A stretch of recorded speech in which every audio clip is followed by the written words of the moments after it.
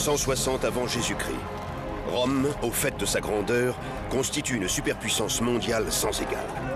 Hélas, la paix et la prospérité dont elle jouit ont bercé l'Empire dans une dangereuse complaisance. Une faiblesse qui ne passe pas inaperçue auprès de ses ennemis et qui contraint l'empereur Marc Aurèle à mobiliser les forces de l'Empire afin de combattre pour sa survie. Au IIIe siècle de notre ère, tandis que l'Empire romain lutte simultanément contre les invasions barbares et l'expansion du christianisme, un empereur émerge du chaos. Il s'appelle Dèce. Il mise sur la violence de la guerre et sur la vénération des dieux romains afin de sauver Rome des puissantes tensions qui la déchirent.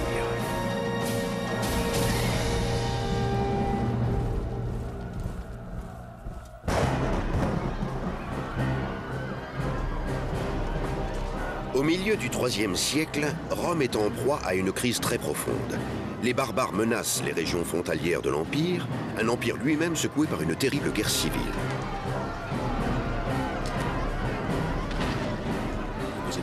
C'est une période critique, une période de très forte tension, car les Romains ne parviennent pas à organiser un gouvernement capable de leur apporter la sécurité et la prospérité que l'Empire a connue au cours des 200 ans de paix romaine. En quête de réponse, de nombreux citoyens se tournent vers leurs dieux païens pour qu'ils les protègent des périls de la guerre. En revanche, d'autres citoyens trouvent le réconfort dans une toute nouvelle religion, le christianisme.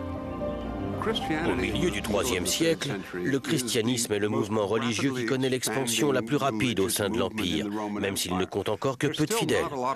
Il doit y en avoir à cette époque à peine quelques centaines de milliers. Cela n'empêche pas la religion de s'affirmer progressivement. Les nouveaux croyants abandonnent leurs dieux païens au cours d'une cérémonie décrite dans un catéchisme datant du IIe siècle. Le baptême se fera dans l'eau vive. À défaut d'eau vive, il pourra se faire dans une autre eau. Si l'eau ne peut être fraîche, qu'elle soit tiède. Au nom du Père, du Fils et du Saint-Esprit. Au terme de ce rituel de purification, les Romains renaissent en tant que chrétiens. Croyant désormais en un seul Dieu, ils rejettent la religion païenne officielle de l'Empire.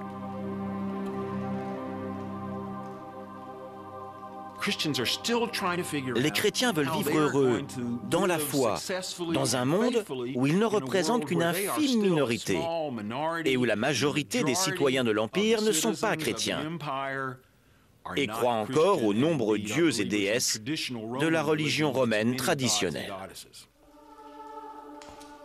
Considérés comme des étrangers, la sécurité des chrétiens dépend de la bonne volonté de l'empereur.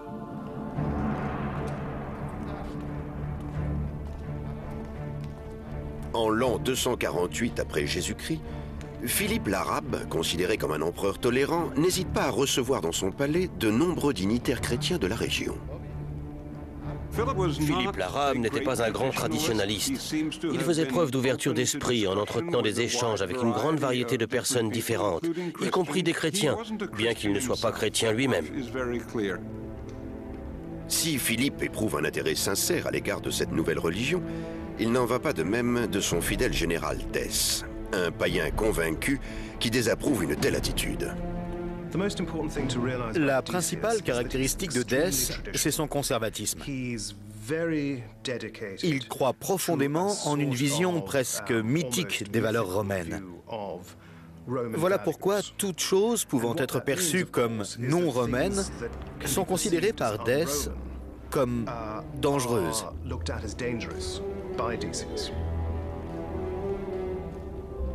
Dèce craint que la sympathie de Philippe à l'égard des chrétiens ne provoque le courroux des dieux, aggravant ainsi la terrible crise qui secoue l'ensemble de l'Empire. En Syrie et en Germanie, des mutineries éclatent au sein des troupes romaines. En Mésie, territoire à cheval entre la Bulgarie et la Serbie actuelle, une nouvelle tribu de féroces barbares, les Goths, a traversé le Danube et violé les frontières de l'Empire. Le temps est malvenu de provoquer les dieux.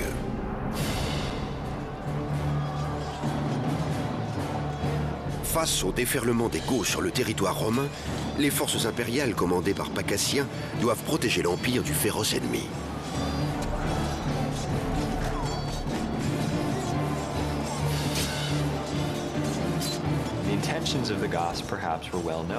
Si les intentions des Goths étaient probablement connues des Romains, ces derniers n'avaient pas prévu la puissance et la durée des attaques des barbares. Les Romains n'avaient probablement pas non plus prévu l'importante progression des Goths à l'intérieur du territoire. Nous ne connaissons que peu de choses au sujet des Goths de cette période. En revanche, ce que nous savons, c'est que la région située au nord du Danube est devenue la base de lancement pour des raids éclairs menés à l'intérieur de l'Empire romain. Pacassien parvient à repousser les Goths et à sécuriser provisoirement les frontières de l'Empire.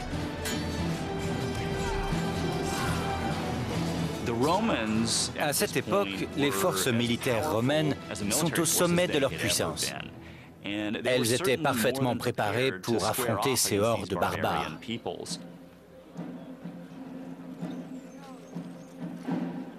Mais de leur campement rudimentaire, les soldats sont las de recevoir les ordres d'un lointain souverain.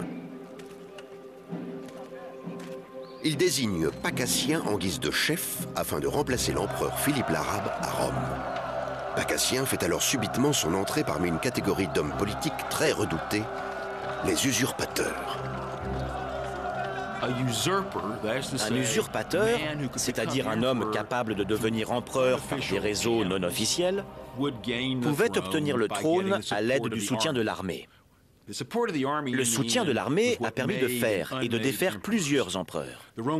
Si la fonction du Sénat consistait à légitimer un empereur en reconnaissant son droit à régner, sans soutien militaire, aucun empereur n'est jamais parvenu à durer.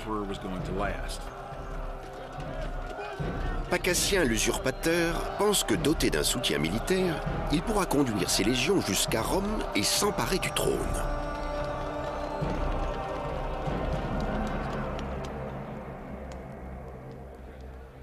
À Rome, la nouvelle de la rébellion dans la région du Danube ébranle l'empereur Philippe, qui recherche les conseils de Dès, son général.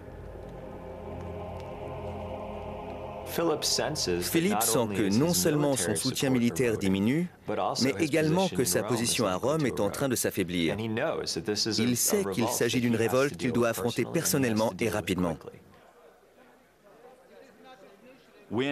Lorsque Philippe sollicite le conseil des sénateurs au sujet de cette révolte, la plupart d'entre eux ont trop peur de s'exprimer.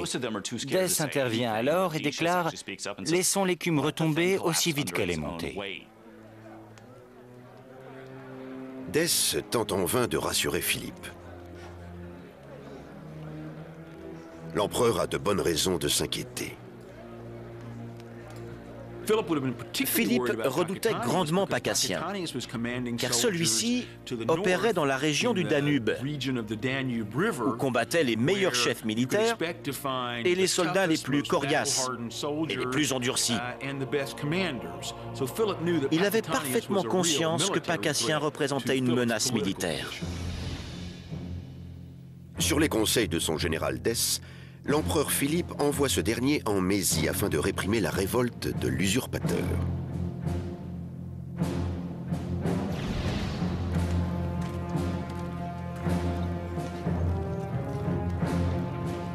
Mais avant même l'arrivée de Dès en Mésie, une mutinerie éclate parmi les soldats de Pacassien. La région où Pacassien est stationné est soumise à une forte pression à cause des attaques des barbares. Il n'est pas parvenu à empêcher l'ennemi de ravager la région d'où la plupart de ses hommes sont originaires. L'armée de Pacassien veut la victoire. Pacassien est un personnage assez quelconque. Selon une source historique, il n'occupait pas un rang militaire très élevé. De plus, il est physiquement épuisé et finit tué par ses soldats. Voici comment se clôt ce petit incident.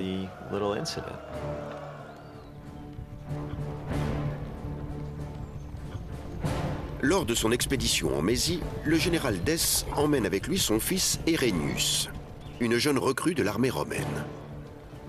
Arrivé à destination, il découvre un campement dépourvu de chef et prend rapidement connaissance du sort de Pacassien.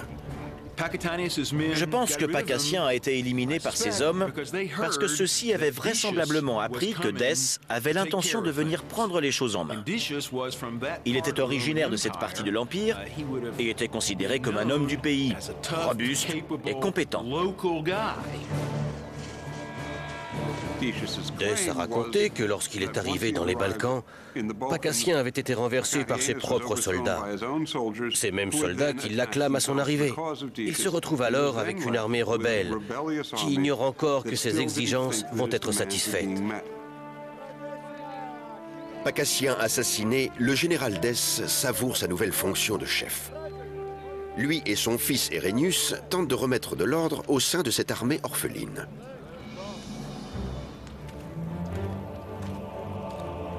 Mais les mutins ont d'autres projets pour Dès. Une armée dispose de peu de moyens pour faire entendre sa voix lorsqu'elle a des doléances. La chose la plus simple qu'elle puisse faire, c'est de se révolter, faire la grève en quelque sorte. En quête d'un souverain plus apte à défendre la frontière de l'Empire, les soldats proclament le général Dès empereur. Ça n'a rien d'étrange, car il est originaire de la région des Balkans et il comprend la difficile situation que connaissent les légions du Danube. Il sent également que les troupes qui l'ont fait empereur sont prêtes à se battre pour lui. Elles lui font confiance et il peut les aider à poursuivre leur objectif. Au terme d'un acte de véritable trahison, Dès enfile à son tour le costume d'usurpateur encouragé par son fils Herennius. Bien qu'une longue amitié le lie avec l'empereur Philippe, Dès ne voit pas d'autre moyen que de prendre lui-même le contrôle de l'Empire afin de redonner à Rome sa gloire d'antan.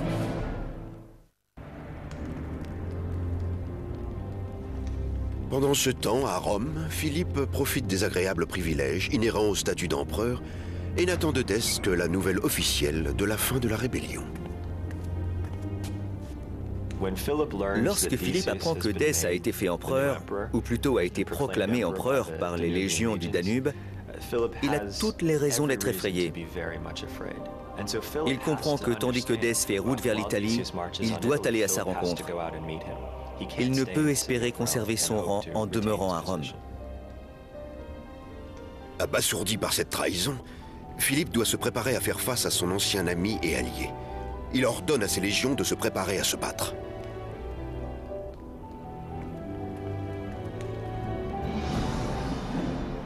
À la tête de ses troupes, Philippe quitte Rome en direction de Vérone pour affronter l'armée de Dès qui traverse les Alpes en provenance de la Mésie.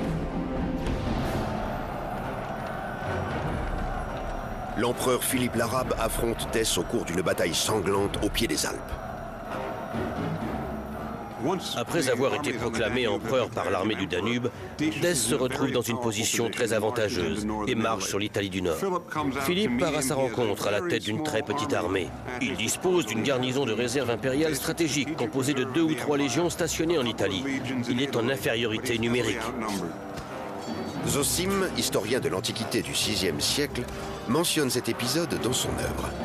Les partisans de Dès, parfaitement conscients que l'ennemi était composé des forces impériales, avaient conservé leur confiance en Dès, se fiant à sa grande expérience et sa prudence. La victoire appartient à celui qui fait reculer l'ennemi le premier. Dans l'Antiquité, le mental constituait un élément primordial lors des batailles. C'est le cas pour l'épisode qui nous intéresse où l'un des belligérants est en situation d'infériorité numérique. Et une armée composée de soldats moins bien entraînés que l'ennemi a plus de chances de céder à la panique. À cette époque, la panique constitue le principal danger. Lorsqu'un camp perd son courage, sa cohésion, il prend la fuite et tout est perdu. Les soldats paniqués en déroute peuvent alors être abattus par l'ennemi sans aucune difficulté. Dès remporte une très large victoire. Peu de détails précis sont parvenus jusqu'à nous, mais nous sommes capables d'établir le rapport de force entre les deux armées, et il est clair que Philippe n'avait que très peu de chances de l'emporter.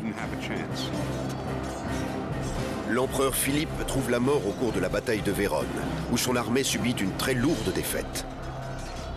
Victorieux, plus rien n'empêche à présent Dès, son ancien général, de débuter son règne d'empereur de Rome.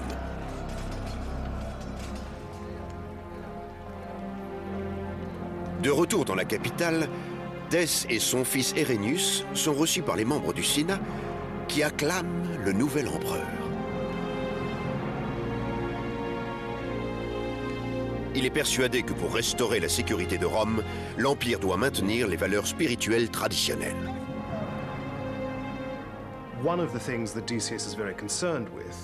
Dès est très soucieux de la santé et de l'authenticité du culte romain, du culte impérial. La crise que traverse l'Empire, le très grand nombre d'émeutes et de guerres, contribue à faire un sérieux rapprochement avec les dieux.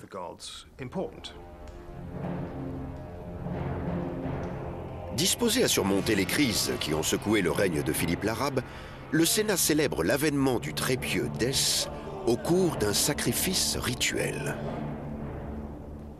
La religion traditionnelle des Romains, que nous qualifierons de paganisme, consistait à vénérer, à honorer et à respecter de nombreux dieux et déesses. Les Romains croyaient que s'ils ne manifestaient pas leur respect en sacrifiant des animaux, à travers des offrandes sanguinolentes, les dieux les abandonneraient. Attaqué de toutes parts par les barbares, il semblerait que l'Empire ne bénéficie plus de la bienveillance des dieux.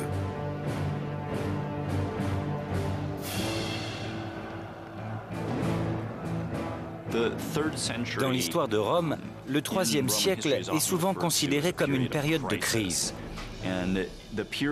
La période au cours de laquelle Dès accède au pouvoir est considérée comme son paroxysme, car la situation dans les régions frontalières n'a jamais été aussi catastrophique. Les Goths continuent de provoquer des dégâts aux frontières de l'Empire et épuisent les armées romaines autrefois invincibles. Dans l'Antiquité, au cours des batailles, la visibilité était quasiment nulle et le bruit assourdissant. Il était très important de résister et de faire front face à l'ennemi, car une fois la première ligne rompue, il devenait alors plus difficile de se défendre et de défendre le camarade à ses côtés. Une fois cette ligne brisée, l'ennemi pouvait alors surgir par les flancs et le massacre pouvait commencer. Sur les frontières du Nord, pour des raisons relativement méconnues, un grand nombre de peuples qui avaient été maîtrisés et maintenus en dehors des frontières tentent à présent de pénétrer à l'intérieur de l'Empire. Rome prend la menace très au sérieux. Si rien n'est fait, les frontières de l'Empire ne pourront plus résister longtemps.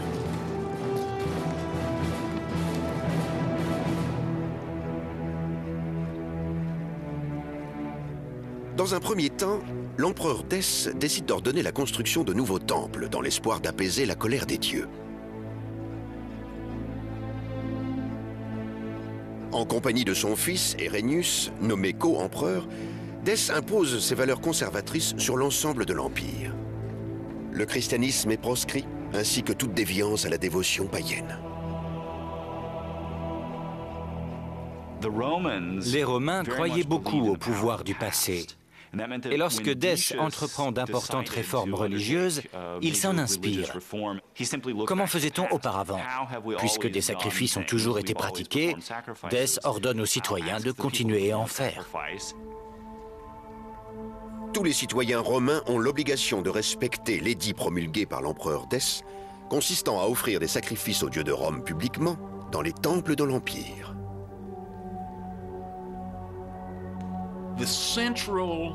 La religion de la Rome antique repose principalement sur des sacrifices, qui symbolisent la vie et la mort d'une manière que l'on pourrait qualifier de violente.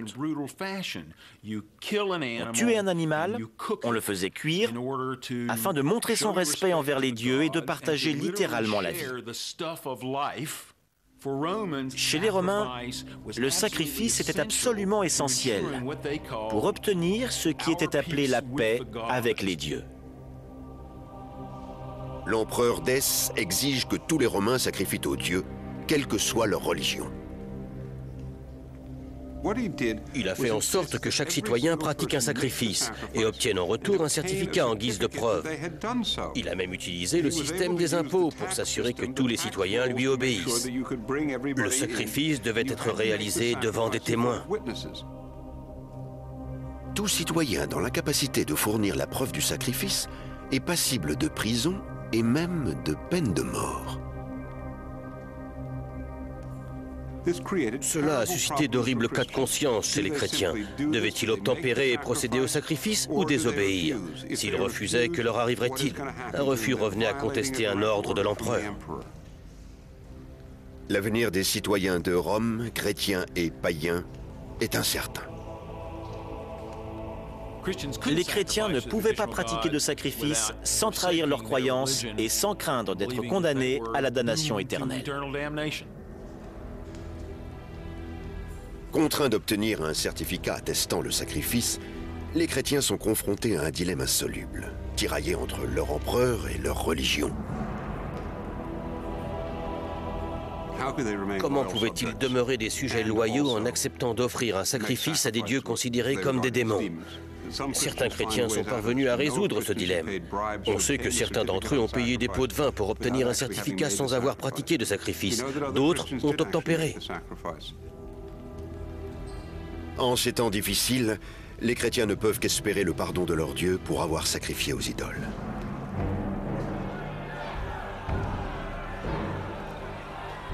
Néanmoins, tous les chrétiens ne se plieront pas à la volonté de l'empereur Dès. En 250, Fabien, le pape de Rome, montre aux habitants de la ville les risques encourus sur terre en demeurant fidèles à sa foi. Il est fort possible que Dès n'ait pas réellement compris pourquoi les chrétiens ne pouvaient pratiquer de sacrifice. En exigeant de la part de tous les habitants de l'Empire une pratique religieuse unique, les chrétiens se sont trouvés mis à l'écart, menacés par la punition que Dès réservait aux personnes ne sacrifiant pas aux dieux païens. Elle était extrêmement sévère et dans certains cas, elle pouvait aller jusqu'à la peine de mort. Eusèbe de Césarée, historien chrétien du IVe siècle, décrit le martyre enduré par les chrétiens lors des persécutions de l'empereur Dès. Je suis frappé d'admiration face à leur courage et leur profession de foi. Les martyrs n'étaient pas démoralisés, leur regard s'élevait. Ils ne tremblaient pas et n'avaient pas peur.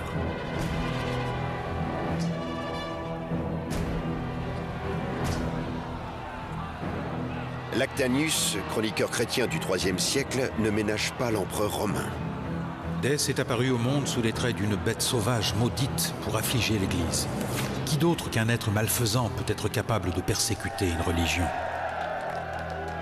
Tandis que la ferveur religieuse s'intensifie, de nombreux chrétiens ne parviennent pas à trouver la même force que les martyrs et décident de courber l'échine afin de garder la vie sauve.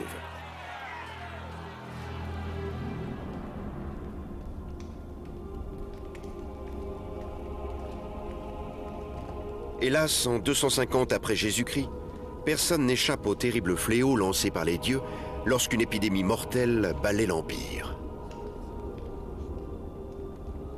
Nous ne savons pas grand-chose au sujet de cette épidémie. Nous ne savons pas précisément s'il s'agissait de la peste bubonique ou d'autre chose. Les êtres les plus innocents de l'Empire sont également victimes de l'épidémie.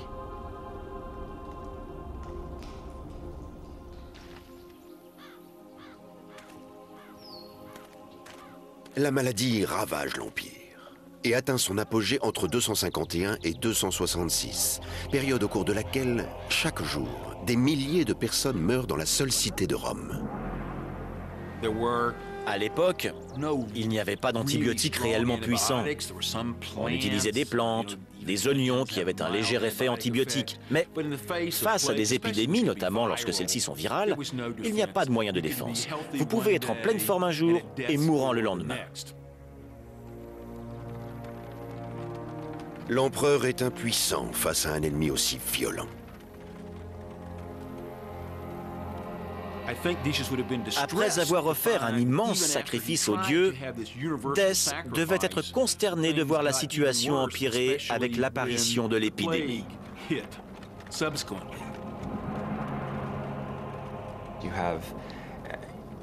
Les corps étaient en état de décomposition. Les rues de la ville étaient jonchées de cadavres.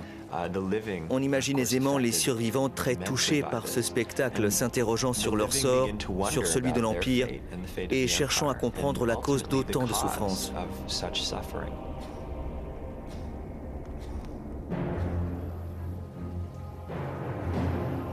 À travers l'Empire, les chrétiens craignent pour leur sécurité face aux accusations des Romains qui tiennent les étrangers, comme ils les nomment, pour responsables de ce qu'ils considèrent comme une punition divine.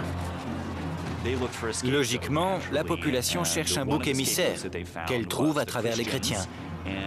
Il est fort probable que l'épidémie ait joué un rôle important dans l'apparition du phénomène de persécution.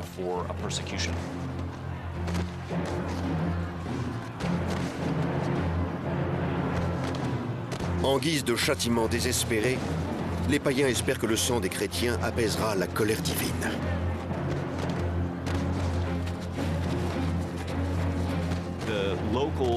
Les habitants s'en sont pris aux chrétiens de leur entourage. Ils ont littéralement lynché leurs voisins, un par un. Ils les ont pourchassés de manière systématique. Ils les ont jugés et assassinés. Ces persécutions affaiblissent de nombreuses communautés chrétiennes à travers l'Empire. La petite communauté d'Éphèse en Turquie a payé un large tribut à la violence impériale.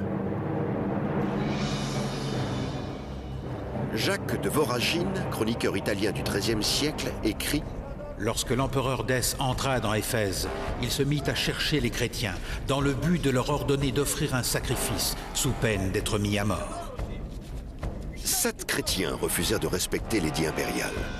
Dès ordonna que leur soit infligé un châtiment cruel, décrit dans des manuscrits médiévaux chrétiens et musulmans. Dès les enferma dans une grotte, en boucha l'entrée par des pierres afin de provoquer leur mort en les affamant.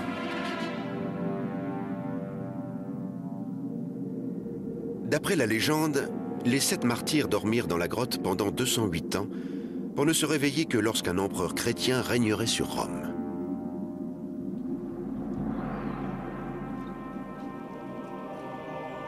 Dans l'espoir d'échapper aux persécutions, de nombreux chrétiens trouvent refuge loin des villes. Des personnages importants ont tenté d'échapper aux martyrs en fuyant. Cette attitude était approuvée par l'Église. Elle n'incitait pas les fidèles à devenir des martyrs. Elle autorisait de fuir dans les campagnes pour préserver sa communauté ou sa vie. Hélas, les plus malchanceux sont à la merci des tribus barbares, à l'affût le long des frontières perméables de l'Empire.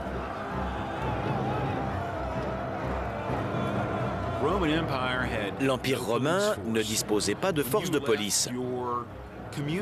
Lorsque l'on quittait sa communauté, il n'y avait plus de protection. On ne pouvait pas appeler police secours et attendre une protection de l'Empire en cas d'agression.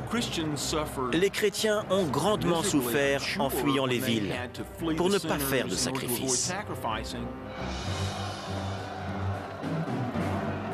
L'historien Eusèbe de Césarée raconte la fuite des chrétiens.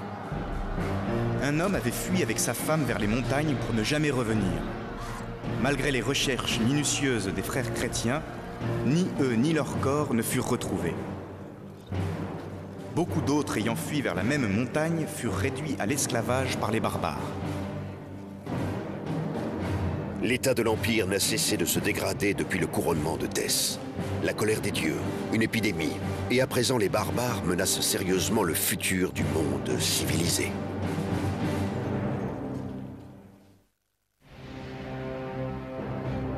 En 250 après Jésus-Christ, les Goths traversent de nouveau le Danube et pénètrent à l'intérieur de la province romaine de Mésie. Ce peuple barbare est conduit par le puissant chef Cniva, qui jouit de l'assurance de la loyauté de sa tribu. Cniva assurait sa position en récompensant ses soldats, en leur donnant la possibilité de s'enrichir. Il n'y avait pas beaucoup de richesses au nord du Danube. En revanche, dans le sud, les opportunités de capturer des esclaves, de s'emparer de trésors et d'argent étaient presque illimitées. Jornandès, historien du VIe siècle, évoque le projet du roi des Goths de s'emparer des abondantes richesses de l'Empire. Cniva, divisant son armée en deux parts et demeurant à la tête de 70 000 hommes au bord du Danube, en envoya une pour ravager la Mésie, sachant qu'elle se trouvait dégarnie de troupes par la négligence de l'empereur.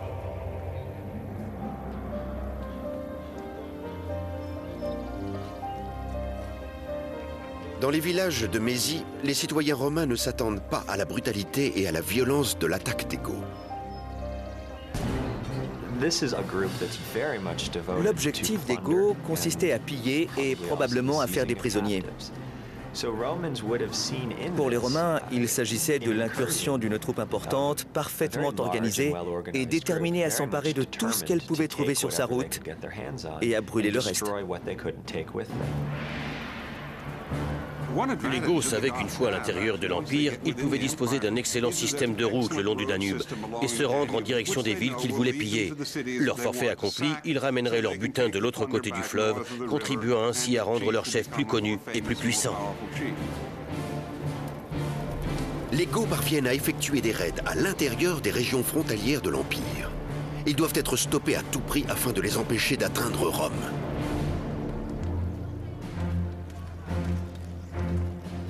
Face à l'urgence de la situation, l'empereur Dès se prépare à la bataille et élabore un plan minutieux pour attaquer les Goths.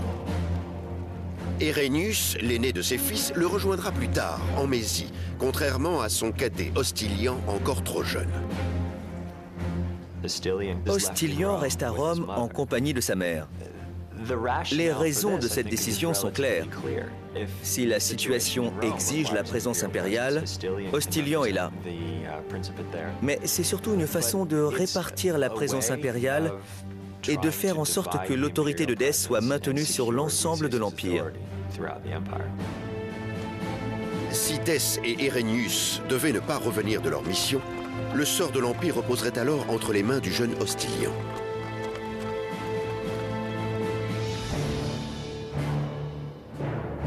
Dès et son fils quittent Rome en direction de l'Est pour affronter Cniva et les Goths à Nicopolis ad Istrum, en Mésie, au bord du Danube.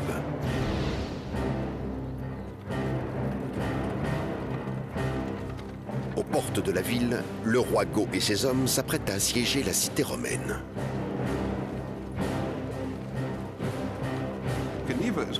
Cniva est un homme doué pour la tactique, mais dont la seule stratégie consiste à tuer, piller et s'enfuir.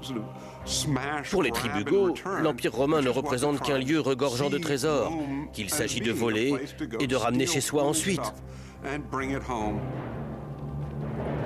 L'empereur Dès et son fils interceptent les Goths à temps, juste avant qu'ils n'atteignent Nicopolis. Dans l'Antiquité, les batailles qui opposaient les Romains aux barbares consistaient en des face-à-face, des corps à corps. Généralement, elles ne duraient que peu de temps. Cela pour la simple raison qu'elles étaient très fatigantes. Après le premier impact, les hommes s'épuisaient rapidement. L'historien Jornandès décrit l'échec de Cniva. Apprenant que l'empereur Decius marchait contre lui, Cniva se retira dans les Balkans, dans les montagnes Haemus, dont il se trouvait peu éloigné.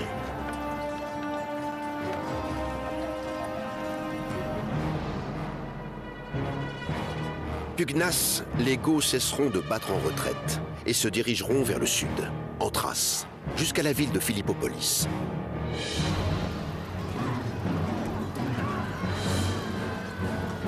Ils terrorisent les régions entourant Philippopolis et capturent des femmes romaines afin de les vendre en tant qu'esclaves. Les soldats Goths qui surgissent sont parfaitement organisés. Cniva n'est pas à la tête d'une modeste troupe de guerriers. Il commande une imposante armée composée de milliers d'hommes et c'est ce qui le différencie des autres envahisseurs germaniques de la région du Danube. La frayeur qu'ils inspirent est terrible. Cniva assiège Philippopolis et s'en empare, sans faire de quartier. Il existe une source qui prétend qu'il a atteint son but en faisant 100 000 victimes. Cniva découvrira un allié inattendu à l'intérieur des murs de la ville. Titus Julius Priscus, un ambitieux gouverneur romain qui nourrit le désir de devenir empereur. Cniva conclut avec lui un pacte perfide. Le gouverneur romain autorise la présence de Cniva à l'intérieur de Philippopolis en échange du soutien des barbares contre un ennemi commun, l'empereur Dès. L'objectif de Cniva et de Priscus était de renverser l'empereur de Rome. Priscus de l'intérieur et Cniva de l'extérieur. Secrètement, Priscus choisit de conclure un accord déloyal. Il se rend à l'ennemi à condition que celui-ci lui promette d'éliminer les soutiens de l'empereur. Cniva a sauté sur l'occasion. Les deux chefs scellent leur accord par un acte commun, valable pour les barbares et pour les Romains. Au cours d'une cérémonie formelle, célébrée par des libations et des sacrifices en l'honneur de leur dieu, Priscus et Cniva se jurent collaboration et fidélité sous peine de sanctions divines. On découvrira que Cniva n'était pas sincère. Priscus s'aperçoit rapidement qu'il s'agit là d'une ruse. Les Goths s'emparent de ce que bon leur semble, provisions, prisonniers, et détruisent tout le reste.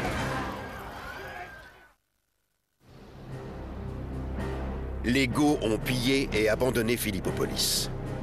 Dès poursuit Cniva qui s'enfuit en direction du nord, à Abritus, en Mésie romaine.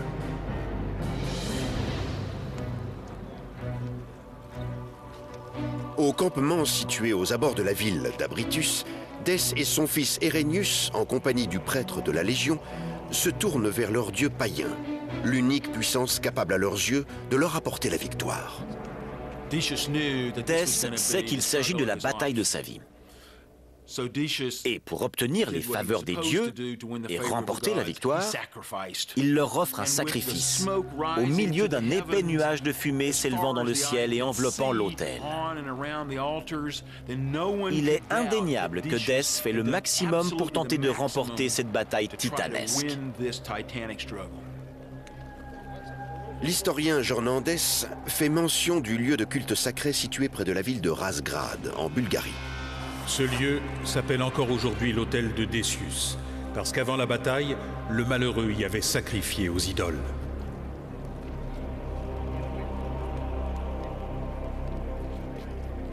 Pour permettre de redonner à Rome sa stabilité, Dès doit repousser les Goths de l'autre côté du Danube, une bonne fois pour toutes. La confrontation entre l'armée de Dès et les Goths aura lieu en 250, lors de la bataille d'Abritus. Le terrain est humide et difficile pour l'armée romaine. Malgré sa légendaire organisation, elle vacille face aux barbares. Dès était persuadé qu'il allait en finir avec Cniva. Au lieu de ça, Cniva est parvenu à le surprendre à l'aide de plusieurs troupes dissimulées dans les marais, grâce auxquelles il a bénéficié d'un avantage numérique. La bataille ne s'est pas déroulée comme l'attendaient les Romains. L'armée des Goths surpasse les troupes de Dès. Jornandès décrit la plus grande défaite de l'empereur. En effet, ils attaquèrent Dès, dont le fils, dès le commencement du combat, fut percé d'une flèche qui le blessa mortellement. Lorsque son fils Herennius meurt sur le champ de bataille, touché par une flèche, Dès garde son sang-froid et harangue ses hommes en déclarant que la perte d'un soldat ne signifie pas l'affaiblissement de l'Empire, comme si cela ne le touchait pas, comme si cela n'avait aucune importance. Dès descend de sa monture et charge avec fureur au cœur de la bataille. Hélas, cette fois les dieux ne peuvent le sauver, comme le raconte l'historien du VIe siècle, Zosime. Dès et son armée furent assaillis par les innombrables projectiles des barbares. si bien qu'aucun Romain ne survécut. C'est ainsi que périt l'excellent empereur Dès.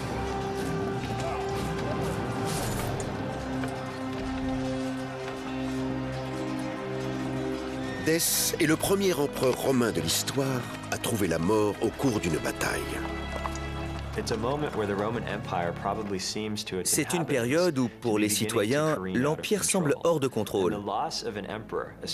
Dans ce contexte, la disparition d'un empereur de qualité comme Dès ne peut qu'avoir de profondes conséquences. Il contribuera à développer de manière significative la sensation d'insécurité que les Romains ressentent. Même si certains historiens affirment que le corps de l'empereur n'a jamais été retrouvé, Lactantius, historien chrétien du IVe siècle, décrit la fin de Dès. Déshabillé, nu, allongé sur le sol, il devient la proie des bêtes féroces et des rapaces. Une fin juste pour l'ennemi de Dieu.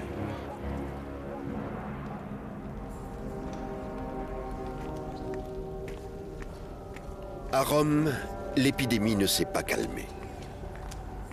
L'héritier de Dès, Hostilian, est à son tour touché peu après la mort de son père.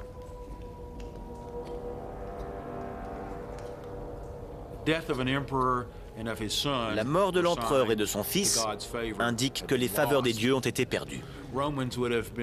Les Romains sont extrêmement inquiets et se demandent comment regagner les faveurs divines.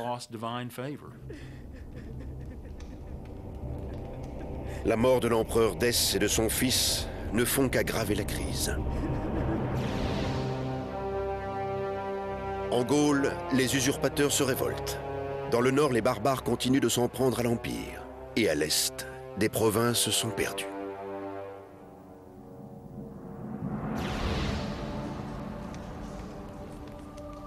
Et malgré des persécutions croissantes, le christianisme ne cesse de se développer. Les persécutions menées par Dès sont un échec. Lors de la décennie suivant sa mort, une seule vague de persécutions a eu lieu. Par la suite, au cours des 40 années suivantes, l'Église chrétienne a été autorisée à se développer en toute liberté. 100 ans plus tard, en 380, le christianisme deviendra la religion officielle de l'Empire romain. Une récompense méritée pour la foi et le courage des fidèles, aux yeux de l'historien Eusèbe de Césarée.